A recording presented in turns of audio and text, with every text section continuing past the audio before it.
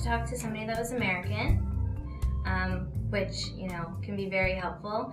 And two, the prices were much lower, so it was kind of really great, actually.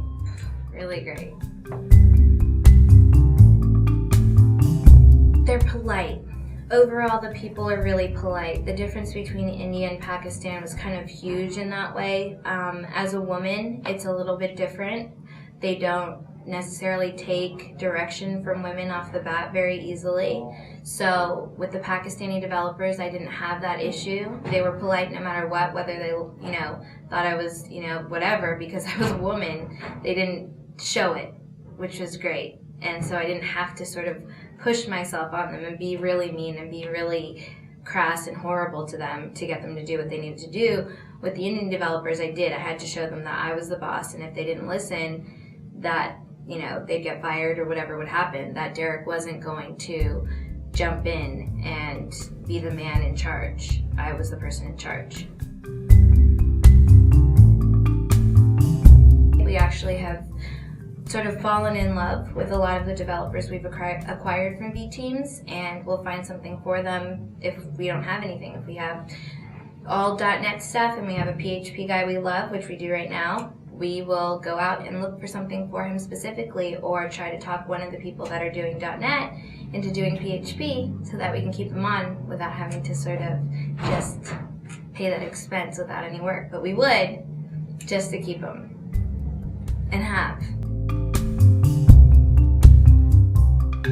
They've got developers that other people aren't getting. There must be smart people in India. There must be great developers in India. They're just, the company we're using or the companies we've used are just not screening properly. And vteams is, because they've got great developers all around. We've only actually let go one guy out of 25, 30, 45 guys because he was a poor developer. And even then, it really wasn't that he was a poor developer. He was a poor developer for his price, because he was, you know, a good $800 more than the average vteams developer. And that was one out of so many. When we realized that he just wasn't getting the kind of work done that we needed him to get done, we let vteams know, we let Cassandra know, she's our account manager, and we asked for some type of refund because we wanted him gone, but he also had not completed really any type of real work. He had done setup, he had done some little stuff, but about 2 or 3 weeks had gone by. And I don't actually even know if we asked. I think she might have offered.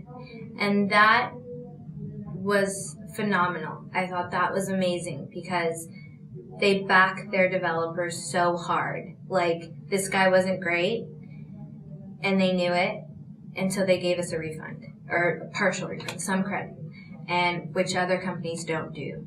They're like, well, you should have told us right away, or you should have told us that day, or if you didn't realize it, it's your fault.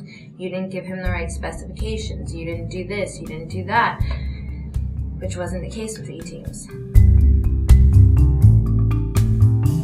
Yeah, I mean, this is what the company is, and I plan to keep going with them for a while, and Derek plans to keep going, so yeah, until they run out, we'll keep going. We'll keep going.